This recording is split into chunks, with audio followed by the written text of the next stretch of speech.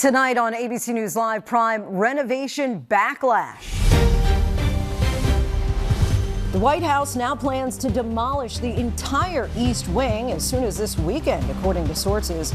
Work crews are tearing into the White House to build President Trump's $250 million ballroom as the shutdown enters its fourth week. I'm Mary Bruce at the White House, where questions are swirling about just how donors are paying for this massive renovation. Deadly airstrike on a suspected drug boat in the eastern Pacific Ocean, an unprecedented expansion on the president's war on drug cartels, the 8th known strike of its kind since early September. I'm Matt Gutman with the details on that U.S. military airstrike on a suspected drug smuggling boat in the eastern Pacific, bringing the death toll from U.S. military attacks on suspected drug boats to 34. Mayday, mayday, mayday. Our ship went down in Tarpaulin Cove. A Massachusetts family is lucky to be alive after jumping from their burning boat in the middle of the night, swimming to a nearby island, and spending 2 harrowing nights stranded off the coast of Cape Cod. The incredible story of how they survived. ChatGPT's parent company OpenAI launches Atlas browser, a direct competitor with Google Chrome.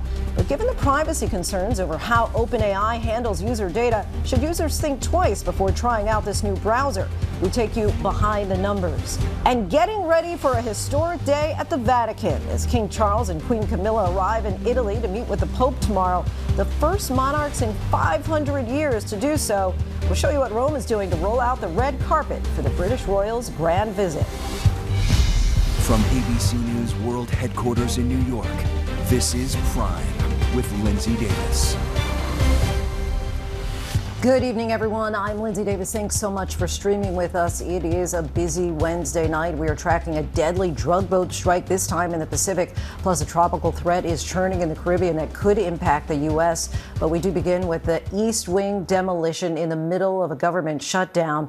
Looking at the White House tonight, where that demolition is taking place, as the government is now in its 22nd day of the shutdown.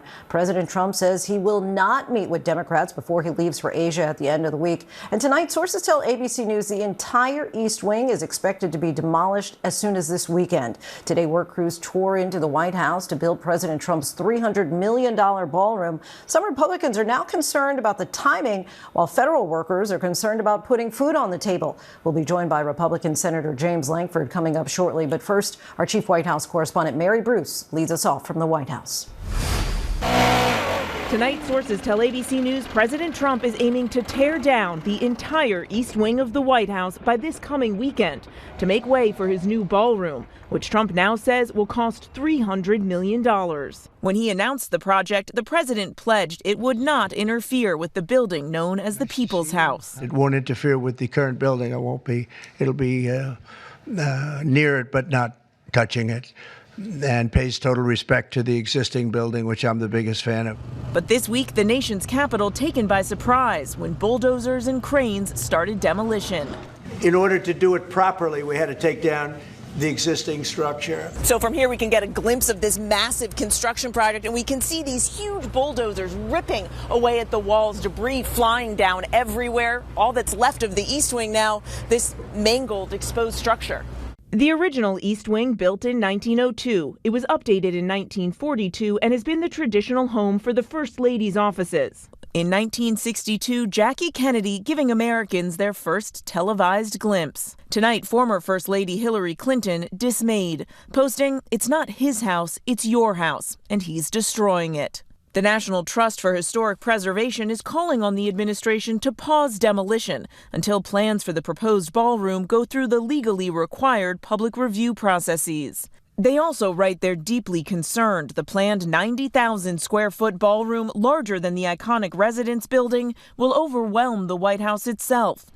The White House hasn't submitted plans for the ballroom to the National Capital Planning Commission, but tells us they still intend to, even though demolition is already well underway. This is an interior shot of the ballroom. I think there'll be nothing like it. And it's being paid for 100% by me and some friends of mine, donors to it. The government's paying Absolutely nothing. The president insists this is all paid for with private donations. But on Capitol Hill, some Republican lawmakers wish he'd change the subject. With the government now shut down, thousands of government workers missing paychecks, and millions of Americans now worried about putting food on the table. We're talking about building a ballroom when we're trying to get the economy squared away. Timing's bad. Tonight, House Speaker Mike Johnson, who has kept the House out of session for 22 days and counting, praising the president's ballroom plan. President Trump's going to add the greatest improvement to the White House in the history of the building since it was originally constructed in 1800.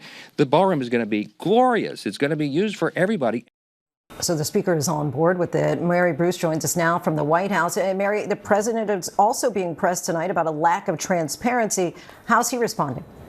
Well, look, Lindsay, this project really did catch much of Washington by surprise, and the White House still hasn't submitted these plans for official review. But still, the president tonight is insisting that he's been, quote, more transparent than anybody's ever been. Lindsay. Mary Bruce from the White House. Thanks so much, Mary. Thank you. The Trump administration is expanding military attacks on suspected drug boats in international waters, for the first time targeting a vessel in the Pacific Ocean. Defense Secretary Pete Hegseth posted a video online showing the boat taking a direct hit from a missile. 2 on board were killed. Here's ABC's chief national correspondent, Matt Gutman. Tonight, for the first time, the U.S. launching a deadly airstrike on a suspected drug boat in the eastern Pacific Ocean off Central America, a major expansion of President Trump's war on the cartels. Secretary Pete Hegseth posting this video of the strike, saying the vessel was involved in illicit narcotic smuggling as part of a designated terrorist organization, but did not provide evidence. He added that 2 people were killed. And President Trump just moments ago reacting to the images just released. We have legal authority, right? We're allowed to do that. And if we do by land, we may go back to Congress, but this is a national security problem. The administration has been cracking down on suspected drug smugglers in the Caribbean, bombing 7 vessels there since September 2nd. And in a show of force, the U.S. flying 3 B-52 bombers off the coast of Venezuela late last week. President Trump said he also has authorized covert CIA missions inside Venezuela. But this newest strike tonight, targeting the eastern Pacific, it's where roughly 70% of all the cocaine that enters the U.S. is smuggled, according to multiple government agencies. The U.S. Coast Guard has been battling drug smugglers there for more than a decade, chasing boats and arresting suspects, as we witnessed in 2019. The suspected smugglers heaving bales of cocaine into the ocean as the Coast Guard closed in. These boats will take all sorts of evasive routes so they can evade law enforcement assets. So they're going way out to sea. They will, sometimes we're 1,000+ miles from land. Matt Gutman joins us now. So, Matt, how does this approach differ from the U.S. response to suspected drug smugglers in the past? It's vastly different, Lindsay. Just a couple of years ago, or even a few months ago, what we witnessed is the Coast Guard chasing the suspected drug smugglers in a boat and then trying to arrest them. Now you are seeing other branches of the U.S. military targeting them from above with airstrikes. And just to give folks at home a sense of what we're talking about, the Eastern Pacific is as big as the continental United States. And before this operation began, the U.S. Coast Guard saying that from August to about October, they seized about 100,000 pounds of cocaine just in the Eastern Pacific, Lindsay. All right, Matt Gutman for us. Thanks so much, Matt. Here in New York City tonight, new protests are coming after federal agents swarmed the streets of Lower Manhattan during an immigration raid targeting vendors on Canal Street. ICE is warning more arrests are coming. Meanwhile, New York's Attorney General is now asking the public to turn over any videos documenting the action of federal officers. ABC's Matt Rivers reports from New York. All unite for immigrant rights! Tonight, new protests in Lower Manhattan. Just 24 hours after that chaotic federal immigration raid targeting street vendors along New York City's famed Canal Street.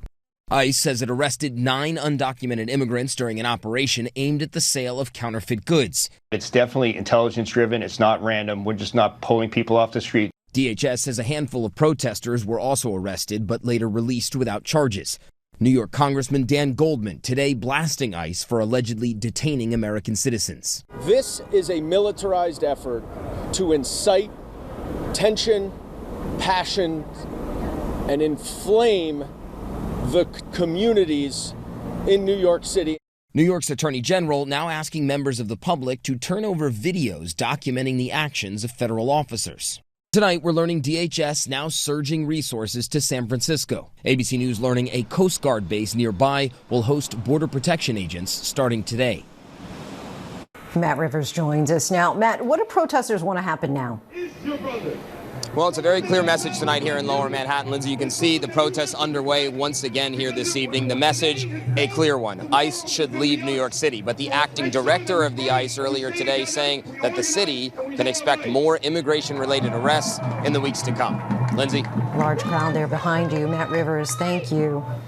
Late today at the White House, the Trump administration threatened substantial new Russia sanctions could come at any moment. It comes 24 hours after the White House said plans for a second summit between President Trump and Vladimir Putin had been called off. Russia then escalated attacks on Ukraine, a kindergarten with children inside among the targets. Rachel Scott reports. Tonight, the harrowing images of a direct Russian strike on a kindergarten in Ukraine. This video circulating online showing a projectile heading towards the building. Then a fiery blast.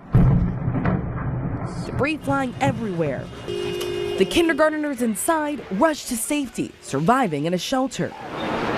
It comes 2 months after President Trump met with Russian President Vladimir Putin in Alaska, a meeting that only led Russia to intensify its bombardment of Ukraine. Last week, the president, after speaking with Putin, refused Ukraine's request for powerful Tomahawk missiles that could fire deep inside Russia.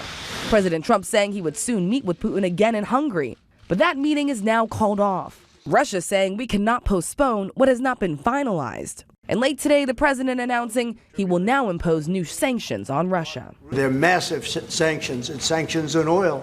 The two biggest oil companies, among the biggest in the world, but they're Russian. They do a lot of oil. And hopefully it'll push, hopefully he'll become reasonable, and hopefully Zelensky will be reasonable too. You know, it takes two to tango, as they say. Rachel Scott joins us now from the White House. So, Rachel, what is the president saying about why the delay in new sanctions against Russia? Well, the president was asked directly, why now? Why is he moving forward with these new sanctions on Russia? And the president says he felt like it was time, saying, quote, we waited a long time. But the timing on this is very notable, Lindsay. It comes after that meeting between President Trump and President Putin was called off. And then now these disturbing images that we are seeing coming out of Ukraine of that Russian strike on a kindergarten. Those children rushed to safety. Lindsay. Yeah, just a devastating scene there. Rachel Scott for us. Thanks so much, Rachel. With the government shutdown now more than 3 weeks long, it is now the second longest in history. And we're joined now by Republican Oklahoma Senator James Lankford. Senator, thanks so much for coming back on the show. You've said again and again that Republicans want to get the government back open. Where do negotiations stand with Democrats right now? Yeah, trying to be able to actually get folks to be able to move and to be able to actually talk to each other in a common sense way. And my Democratic colleagues are still looking for a fairly complicated health care fix that they want to be able to go through and try to debate and negotiate while the government shut down. Our response has been we've got people that are about to not receive SNAP benefits. We've got folks that are not being paid, about to hit their second paycheck, and they're wanting to be able to negotiate a complicated health care package.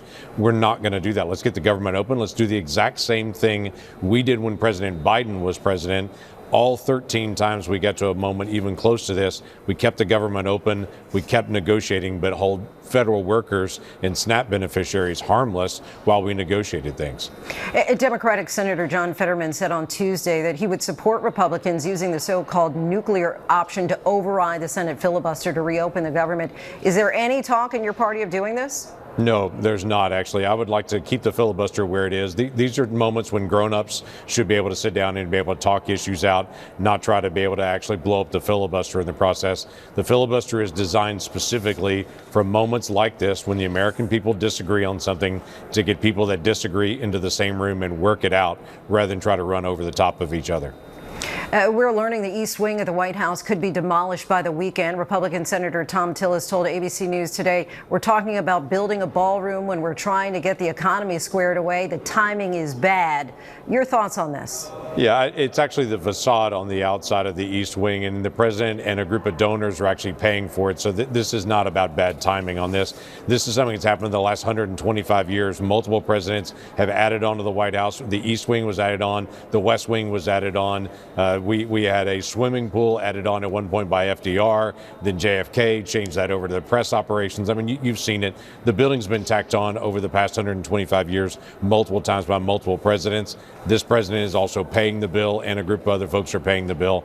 So even while there's a government shutdown, construction companies are still happening with private funds. Oklahoma is, of course, a big beef-producing state, and cattle farmers across the heartland are concerned about a Trump plan to import beef from Argentina. Are you worried that this could impact farmers in your state? I am concerned about that. So we've got all the folks that are the ranchers in my state that are handling beef. They would tell you firsthand American beef is the best beef in the world. That's why we work hard to be able to export it. The president worked very hard to be able to open up Australia and Japan and other places to increase American beef going in there because the world wants American beef. We already buy some beef from Argentina. It's mostly ground beef that we get from them. Not dismissing Argentina, but Argentine beef is not going to solve all the price issues that we've got here, and they definitely won't meet the quality issues that we have for American beef. So I'm a big proponent of raising more American beef to solve America's issues. As you know, President Trump is requesting that the Department of Justice pay him $230 million for past cases. The president's former lawyers are in top positions in the Justice Department at this point and may be involved in improving that payment. Last week, President Trump had this to say. When I became president, I said, I'm sort of suing myself. I don't know. How do you settle the lawsuit? I'll say, give me X dollars, right? And I don't know what to do with the lawsuit. It's a great lawsuit, and now I won. It sort of looks bad. I'm suing myself, right? More than just the optics, do you have any concerns about the DOJ possibly awarding the president $230 million in damages for past investigations into him? Yeah, we got a long way to go on this investigation. It's a multi-year piece, but what the president started several years ago was to be able to get justice. As we have seen through these investigations that have come out from 2016, 2017, how the Department of Justice was weaponized against President Trump. There is zero doubt about that now, what was happening behind the scenes that we see all this. The president's demanding justice. Now, he said he's going to donate this to charity and other things. I think the best thing that could happen is not have American tax dollars to be able to be transferred into this, but the president actually be able to speak out and to say he's finally gotten justice in the process. So I'm going to let the process play out and continue to be able to talk to the Department of Justice and to all the other folks around it to say, let's make sure justice is actually given as it is for every single American citizen. But it is a unique thing, as the president said, to be suing himself, but also his team to be able to be responsible for what that payment might be as well. But absolutely, we need to make it very clear, DOJ should never be weaponized for political purposes. Senator Lankford, as always, so appreciate your time. Thank you. You bet. Good to see you again. Now to the dramatic rescue of 3 family members stranded on a remote island off of Massachusetts. The family was forced to get into the water and swim to shore when their 30-foot boat caught on fire. Here's ABC's Gio Benitez. Tonight, the Cape Cod family, their boat in flames, jumping for their lives, shipwrecked on an island, desperately calling for help. Mayday, mayday, mayday. Our ship went down in Tarpaulin Cove. The Coast Guard says the Sullivan family, Patrick, his wife Cynthia, and son Tyler, set out from Falmouth on Cape Cod on Friday on their 30-foot boat, the Third Wave, planning to return Tuesday. But late Monday night, the family was jolted awake by their barking dog. It turns out the boat was on fire. The Sullivans jumping from the fully engulfed boat, swimming to nearby Noshin Island, taking shelter in a barn. When they did not return Tuesday, a concerned family member reported them missing to the Coast Guard. Mariners are requested to keep a sharp lookout as soon as possible and report all sightings to the Coast Guard. As the Coast Guard scoured the ocean, the family finding the boat's marine radio on shore, making that mayday call Wednesday morning. Our ship burned while we were sleeping, and we barely escaped. Yes, the vessel has sunk, and we are in the farmhouse on the hill. That Coast Guard chopper finding that farmhouse, airlifting the family to the hospital. And Lindsay, all 3 family members suffered burns. Cynthia Sullivan is in critical condition, and sadly, the family's hero dog who woke them up did not survive. But it's just incredible that this family was able to swim to that island. Lindsay? Really miraculous, Gio. Thank you. Tonight, we're seeing the new track for Tropical Storm Melissa as it crawls across the Caribbean. The slow-moving storm is expected to become a hurricane this weekend. So far, spaghetti models show it may be making a turn away from the U.S. coast, but there's still a high degree of uncertainty about where it may go. Let's get right to our chief meteorologist, Lee Goldberg, from our New York station, WABC. What can you tell us, Lee? Well, Lindsay, Melissa's going to call the Caribbean home for the next week, and after that, that's where the uncertainty lies. So at this point, a 50-mile-per-hour tropical storm, but likely to go hurricane status as we go into the weekend, but now forecast to become a Category 4 hurricane early next week, maybe south of Jamaica. Now, Hispaniola is out of the forecast bubble, but not out of danger. We have the alerts in Haiti and Jamaica, but look at the futurecast. It's really east side loaded with tremendous rains. So even if the center veers away from Haiti, you're still getting big rains, and then it heads toward Jamaica. We could be talking about 6 to 10 inches of rain causing massive flooding, and that's just through Sunday. There could be more after that. And then the forecast tracks, there's still a huge spread, and the problem is there is a growing number of tracks that are just a little too close for comfort to the East Coast while not going directly toward it. We'll keep you posted on that. Lindsay? All right, we know you will. L to the G, thanks so much. Now to the case of a former sheriff's deputy being charged with murder in Springfield, Illinois. Sean Grayson stood trial today, accused in the fatal shooting of Sonia Massey, who had called 911 to report a possible intruder. After a confrontation in her home, Grayson opened fire while Massey was holding a pot of hot water. What his partner testified in court today. Here's ABC's Alex Perez. Tonight, the former deputy accused of shooting and killing Sonia Massey in her own home standing trial. In opening statements today, the prosecution arguing Sean Grayson shot and killed the 36-year-old with unlawful justification. Sheriff's Office! The jury shown this disturbing body camera video from the July 2024 incident. Then Deputy Sean Grayson and his partner responding to Sonia Massey's house near Springfield, Illinois, after she called to report a possible prowler. But things quickly escalated when deputies told her she could remove a pot of boiling water from the stove. Shots fired, shots fired. Key witness, his partner, Deputy Dawson Farley, testifying that woman in the kitchen, Sonia Massey, never did anything that made me think she was a threat, telling jurors it was Grayson's actions that raised my sense of awareness. Grayson, who did not turn on his body cam until after the shooting, seen explaining the situation to responding officers. You shot her? Yeah. She said she was going to rebuke me in the name of Jesus and came out with boiling water. Alex Perez joins us now. Alex, how is the defense responding? Well, Lindsey, Grayson has pleaded not guilty, and his attorneys argue he acted in self-defense. Jurors were listening closely today to that testimony from his partner, who said he did not believe Massey was a threat. Lindsey? Alex Perez for us. Thanks so much, Alex. The Louvre reopened to the public for the first time today since the stunning heist in broad daylight of crown jewels worth $102 million. The museum's director was grilled by French lawmakers about the stunning crime that took only 3 minutes, 50 seconds. Well, we're now learning about the only security camera outside the gallery. Here's ABC's chief international correspondent, James Longman. Absolument. We have been defeated. Nous avons été mis en échec. Those are the words tonight of the Louvre director, facing questions from lawmakers over the apparent security breakdown, which allowed thieves to pull off the biggest heist in modern French history. Au fond, nous n'avons pas repéré suffisamment à l'avance l'arrivée des voleurs. Laurence Descartes, speaking for the first time since that $102 million theft of France's prized crown jewels, made this shocking revelation. Nous avons une infrastructure, on peut le dire, vieillissante. That the only camera outside the Apollo gallery, which you can see here, was facing the wrong way and didn't see the van arrive or the ladder resting on the balcony. A fact the 4 suspects may have known, and raises the question, were they tipped off by someone on the inside? Or even, did someone move the camera for them? Alarms and video systems in the Louvre worked, she said, but because police were only alerted once the gang had already made entry, it was too late. Descartes admitting a terrible failure, saying as soon as she heard the news of the break-in, she offered her resignation to the government. It was refused. She blamed the aging infrastructure of the building, which was completed in the 1790s, and the lack of investment in modern security systems. The gang were inside for just 3 minutes and 50 seconds. ABC, the only news team to see where they struck. It is extraordinary to be inside the Louvre. It is completely deserted, no visitors, and that is the Apollo Gallery. Visitors were back for the first time today, though, in their thousands. Although the Apollo Gallery is still a crime scene and off limits, the remaining crown jewels have been locked away for safekeeping. And tonight, some hope for police. They say they found DNA evidence in a helmet and a glove left behind at the scene. Our thanks to James for that. And for the first time since 1534, a British monarch and a Catholic pope will pray together. Britain's King Charles and Queen Camilla arrived in Rome today ahead of their two-day visit to the Vatican tomorrow. In a sign of the deepening relationship between the Catholic Church and Anglican Communion, Charles will pray with Pope Leo in the Vatican Sistine Chapel on Thursday as part of an ecumenical service. Still ahead, astronomers have noticed something besides Earth orbiting around the sun, a so-called quasi-moon, how it went unnoticed for decades.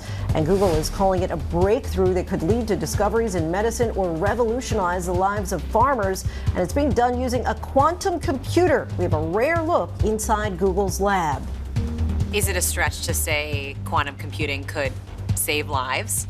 Absolutely, yes. Not a stretch at all. It's not a stretch at all. OpenAI introduces a new browser, but with data privacy concerns already plaguing the company, should you be careful with how you use it? That's coming up next.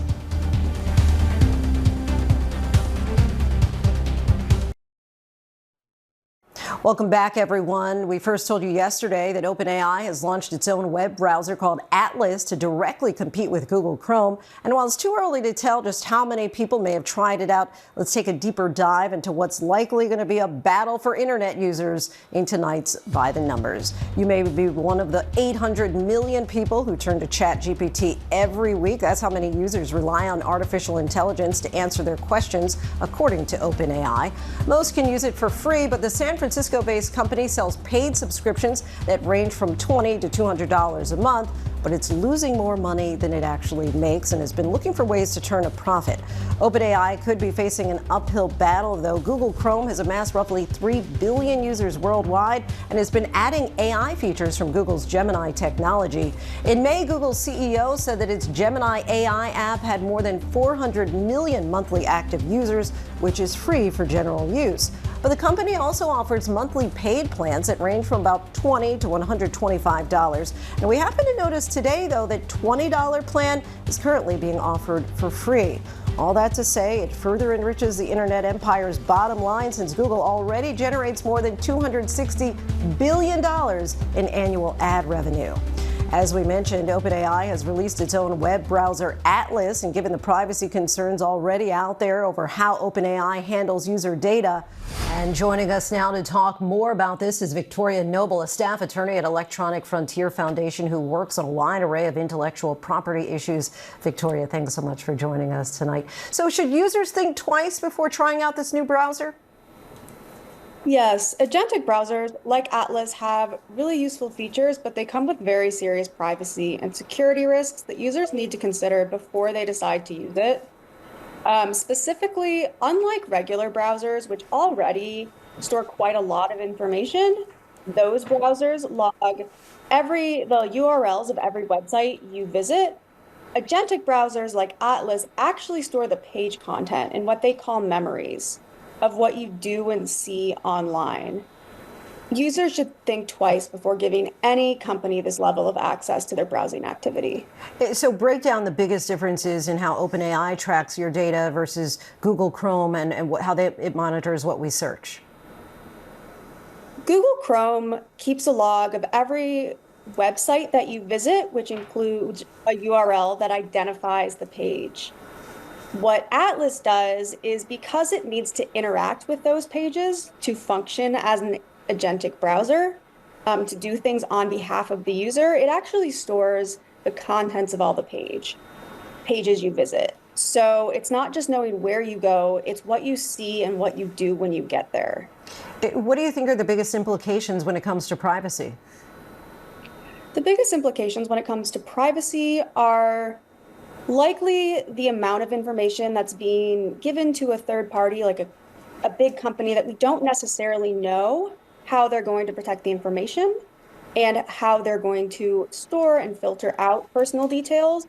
But the biggest implication is likely the risk that a company may store sensitive things like your medical information, the websites you visit, from WebMD to a doctor's office, to even where you go in the real world on a daily basis, if you're Googling maps or something like that. It's just a very, very large amount of information. And I think it's difficult for users to necessarily understand how much is being tracked about what they do and see online.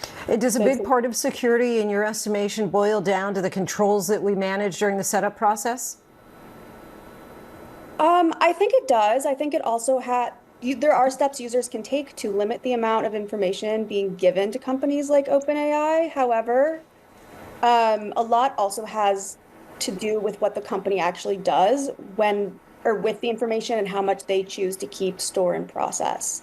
And while OpenAI has been transparent about some of that information, it's not necessarily clear that they're taking enough steps to protect user privacy, which should give everyone pause, no matter how they set it up. Is there a scenario where you might think Atlas may be more beneficial to a user if they're currently using a different browser? I think it really is up to the user. There are real benefits of tools like Atlas, and if an individual thinks that it is worth the risk and this privacy harms that they might incur from using it, then I think that's absolutely appropriate. But I do think that there are real considerations and real increased privacy harms that are worth considering before users make that decision. Very interesting information there. Victoria Noble, our thanks to you. Thank you. Coming up, an exclusive look inside Google's quantum computing lab in Santa Barbara, California. The company says its breakthrough technology will accelerate discovery and help us solve Earth's most complex questions. And to reduce fraud and spam profiles on its dating platform, Tinder's parent company is rolling out mandatory biometric face scanning for app users. That's coming up.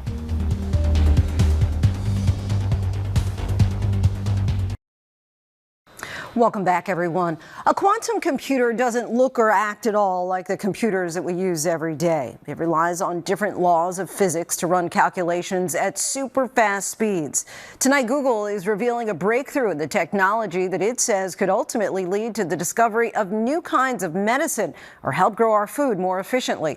Here's ABC's Elizabeth Schulze with a rare look inside Google's quantum computing lab. It's a breakthrough that could lead to a world once only thought possible in sci-fi.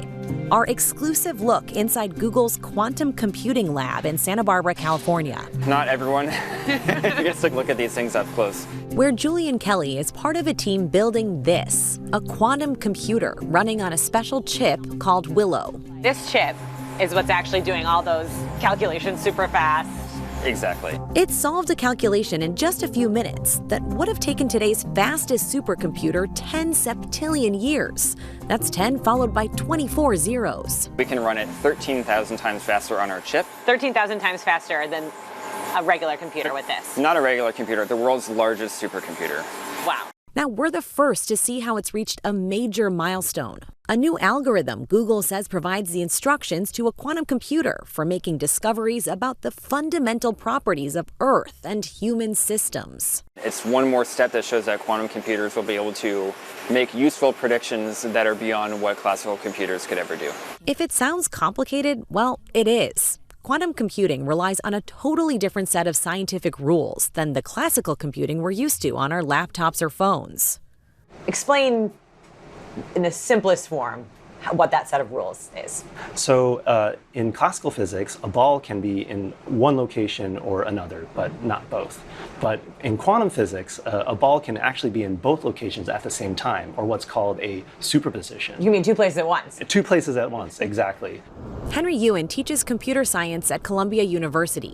He says that idea that things can be in two places at once gives quantum computing unique abilities. A metaphor that I like to use is, a classical computer is more like a car that you drive to get from point A to point B. You drive it around to, go to the grocery store, to the airport. A quantum computer is like a rocket ship. It can travel really fast. In other words, this isn't like a laptop that you might have at your house. Right. We believe that quantum computers will be more useful for, let's say, industrial R&D or very, sophisticated physics experiments.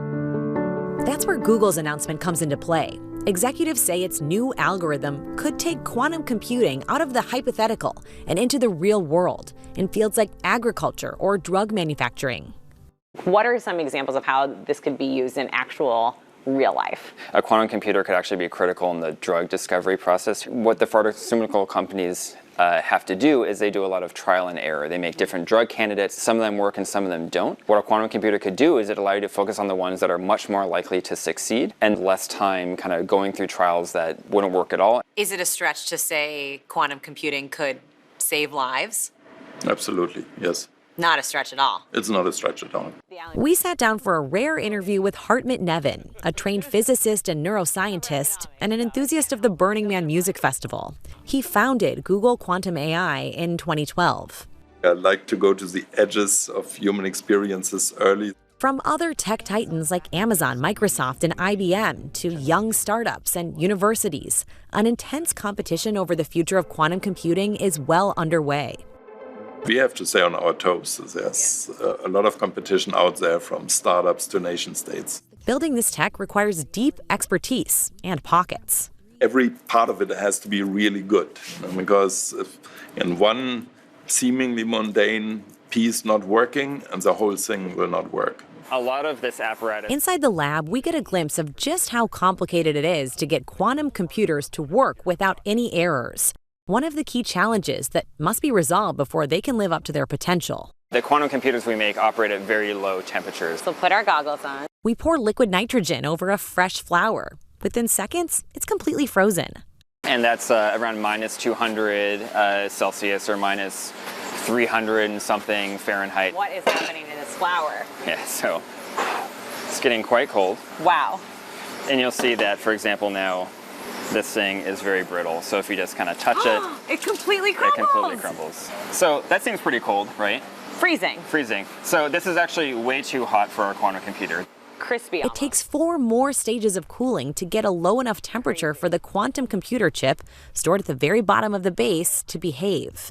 Every one of these plates gets colder, colder, colder, colder, until this volume down here is basically one of the coldest places in the entire universe. So you need to keep it cold so that the actual chip works the way you want it to work. Exactly, that's right. Decades ago, people would have to build these systems in their own physics laboratories and a very bespoke thing, and now actually there's an entire industry of different suppliers that sell these dilution refrigerators for the quantum computing industry and also just for scientific research purposes. They're banking on this being the future. Right, yeah. But just how soon that future will arrive is up for debate. Companies like Google have said this technology is life-changing. Is that hyperbole? So I believe eventually that will be right. It's the time scale that's more the question. Mm-hmm. I wouldn't bet on it being life-changing in the next 5 years, at least for everyday users. And when that day comes, there's a big danger from quantum computing that we should all be preparing for now. Quantum computers, being able to factor large numbers, will be able to break most of the encryption technologies that we use today. So that's one reason to worry. That's kind of scary. I mean, all of the tech that's encrypted that we think all that data is safe, quantum computers could get right past that. That's right. Even if quantum computers are still, let's say, a decade or two out, there's still a worry that our secrets that we store today might be vulnerable to people reading them in the future. We asked Google if quantum computing is the next AI. It's a little bit comparing apples with oranges. So it will not supplant AI. Quantum computing will enhance AI and allow it to solve problems that AI on classical computers would not be able to solve. AI is in the name of this lab, Google Quantum AI.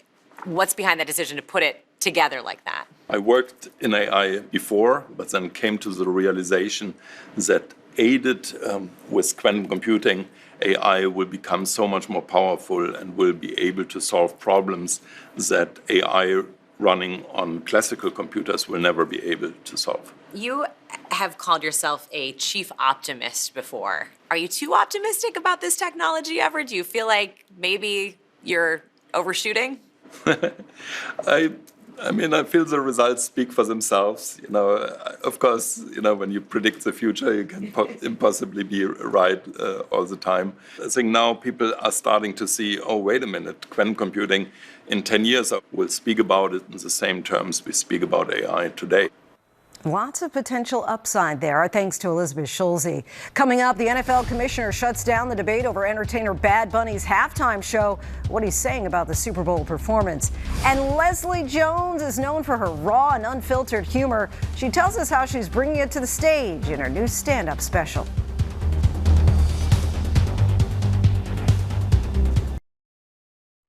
A legendary actor's belongings are going to auction. Tinder will soon ask to see your face, and a beloved ballerina takes a final bow. These stories and more in tonight's rundown. NFL Commissioner Roger Goodell says Bad Bunny will perform at the Super Bowl as planned, despite criticism from conservative activists and President Trump himself. The Puerto Rican superstar has criticized the immigration policies of the Trump administration and avoided touring in the mainland United States this year in favor of a month-long residency in Puerto Rico. He's one of the most popular artists in the world, with more than 100 million albums sold. An auction house has announced plans to sell off late actor Gene Hackman's personal belongings, including his Golden Globe statues. Among the possessions are notated scripts, movie posters, and memorabilia from his career on the big screen. Hackman retired from acting in the early 2000s and turned his creativity towards painting and writing novels. He and his wife were found dead in their home earlier this year. Dating app Tinder is rolling out mandatory face verification for users across the United States. The company said the program was piloted in several other countries and resulted in major improvements to user safety. Tinder's parent company, Match Group, says the face check program is already mandatory in California and will roll out to the rest of the U.S. in the coming months. Kansas City Chiefs star Travis Kelce is no stranger to flags on the field, but now he's got his money on Six Flags. The Super Bowl champion, along with other investors, disclosed a 9% stake in amusement park operator Six Flags. Kelce and the group plan to press current leadership on ways to improve the struggling business. Shares in Six Flags jumped because of the news, but the stock is still down about 47% so far this year.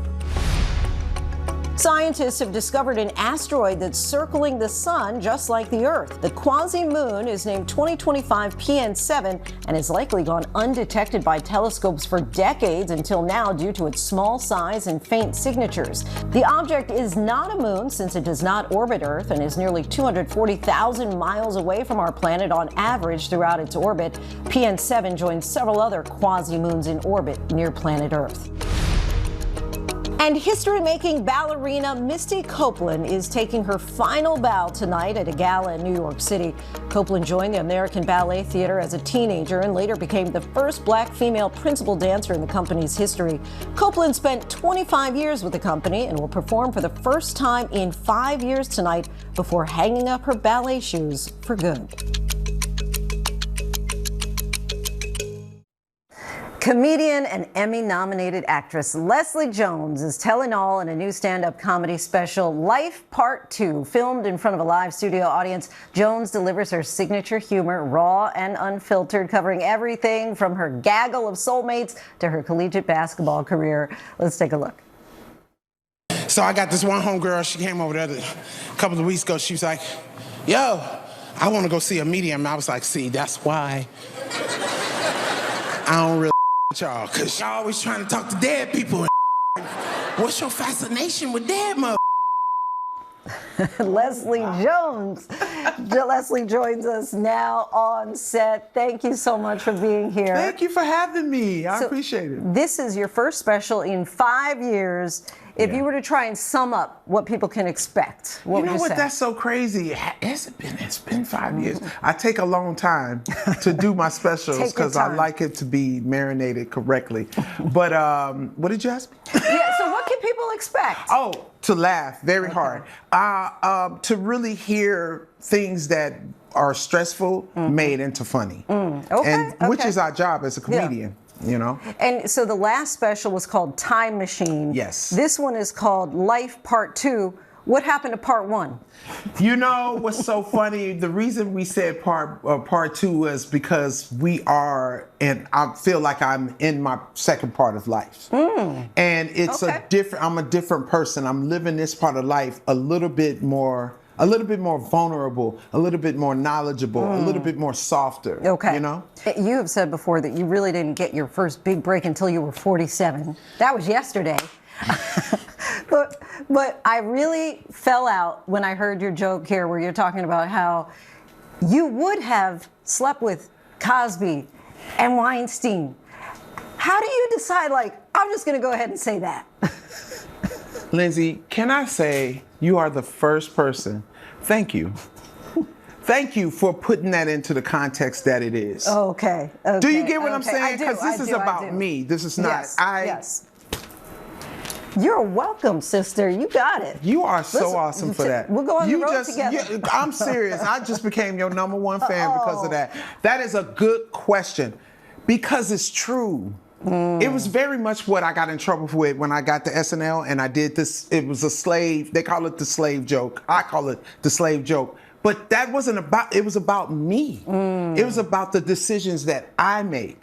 So yeah, when I was in my 20s and my 30s, I was wild, son, and I wanted to make it, y'all. And if you really look at the special, you'll see I've slept with worse dudes. Yeah, and I didn't get a movie from them, you know. Oh my goodness! I mean, that's really like and it's, you know, it's a terrible thing, but that is really honestly. Just the truth. What it is. It's the truth, you know? So, yeah. You also, switching gears, you talk about your collegiate basketball career.